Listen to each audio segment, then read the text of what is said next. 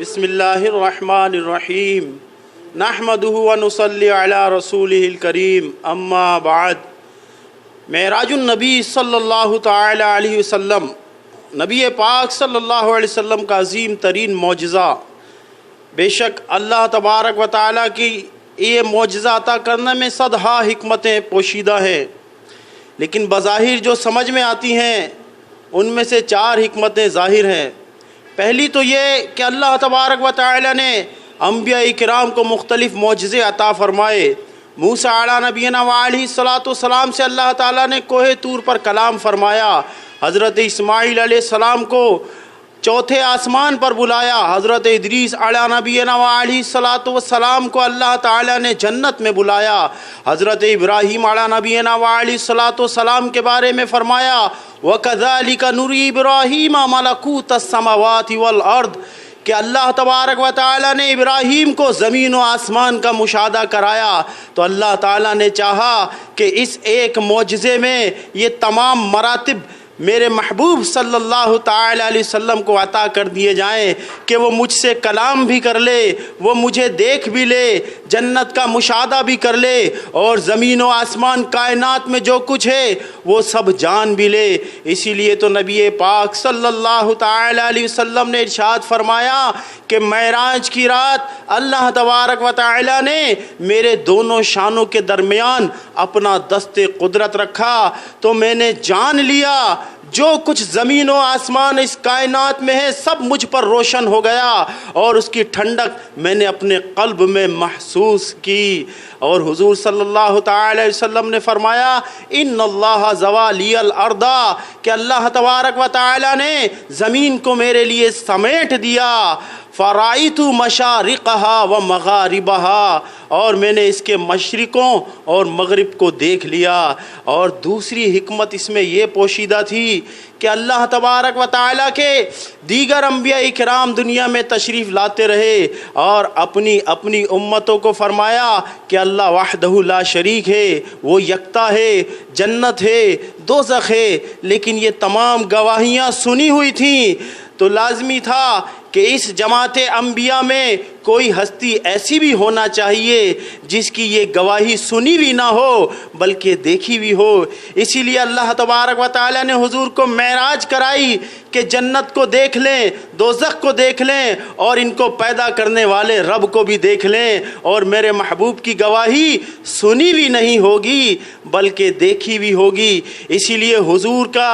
دنیا میں بھیجنا سب سے آخر میں ہوا کہ اگر پہلے آ جاتے اور بعد میں دیگر انبیاء آ کے سنی ہوئی گواہی دیتے تو وہ بات نہ ہوتی، کیونکہ گواہیوں کی انتہا سمعی گواہیوں سے بڑھتر اور بہتر گواہی وہ ہے جو دیکھی ہوئی ہے، تو اسی لیے حضور کو معراج کرائی گئی۔ اور تیسری حکمت اس میں یہ تھی کہ اللہ تبارک و تعالی نے قرآن مجید میں ارشاد فرمایا ان اللہ اشتری من المؤمنین،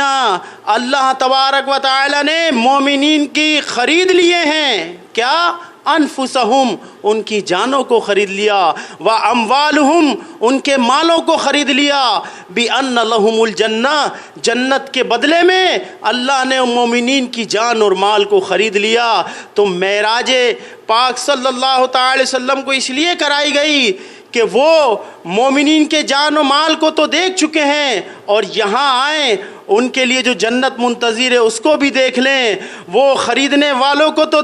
جو اپنے جان و مال بیچ رہے ہیں ان کو تو دیکھ چکے ہیں، اور آ کر خریدار کو یعنی خود اللہ کو بھی دیکھ لیں۔ اسی لیے نبی پاک صلی اللہ علیہ وسلم نے فرمایا فرائیت ربی فی احسن صورہ، میں نے اپنے رب کو حسین صورت میں دیکھا۔ اسی لیے تو شاعر کہتا ہے اور کوئی غیب کیا تم سے نہاں ہو بھلا، جب نہ خدا ہی چھپا تم پہ کروڑوں درود۔ اور چوتھی حکمت اور آخری حکمت اس میں یہ تھی کہ اللہ تبارک و تعالی نے معراج اس لیے کرائی کہ ہمارے آقا صلی اللہ علیہ وسلم با عطائے الہی عز و جل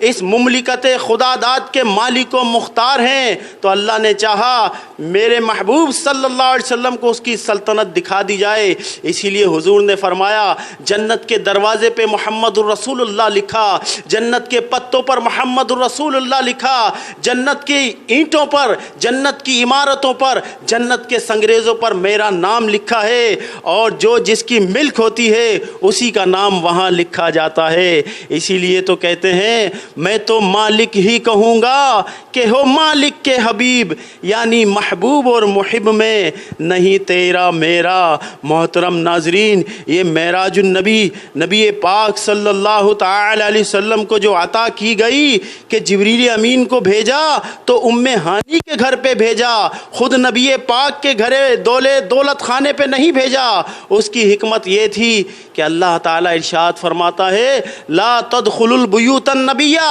نبی کے گھر میں بلا اجازت مت جاؤ، اور نہ ہی جبریل امین بلا اجازت جا سکتے تھے، نہ ہی باہر سے رہ کر کھڑے ہو کر پکار سکتے تھے۔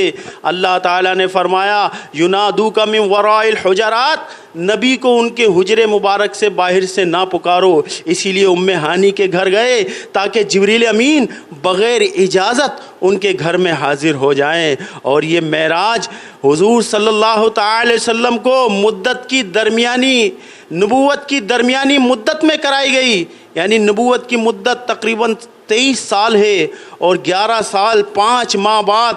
درمیانی عرصے میں معراج کرائی گئی، اور دن بھی درمیانی، یعنی پیر کا دن 3 دن اس کے پہلے ہوتے ہیں، 3 دن بعد میں یہ پیر کا دن درمیانہ دن ہے، اور یہ امت بھی درمیانی ہے۔ اللہ تعالیٰ نے فرمایا وَكَذَلِكَ جَعَلْنَاكُمْ أُمَّةً وَسَطًا، ہم نے اس امت کو درمیان میں ظاہر فرمایا، اور اس پیر کے دن کو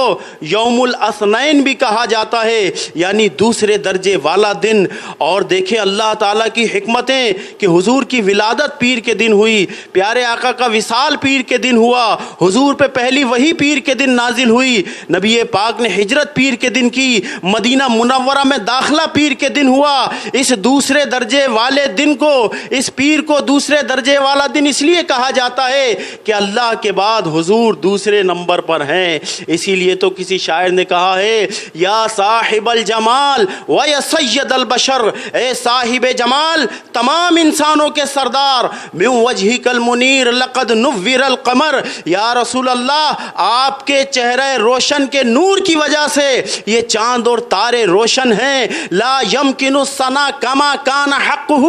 اور آپ کی کوئی اس طرح تعریف کر ہی نہیں سکتا جس طرح تعریف کرنے کا حق ہے۔ زندگیاں ختم ہوئیں اور قلم ٹوٹ گئے، پر تیرے وصف کا ایک باب بھی پورا نہ ہوا۔ دلدار بڑے آئے، محبوب بڑے دیکھے، ارے جو بھی دیکھے سب سرکار کے قدموں میں پڑے دیکھے، اور محبوب کی مدحت میں ہے تابع سخن کس کو،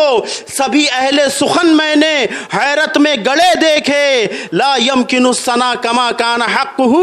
بعد از خدا بزرگ تو ہی، قصہ مختصر۔ وآخر دعوانا ان الحمد للہ رب العالمین۔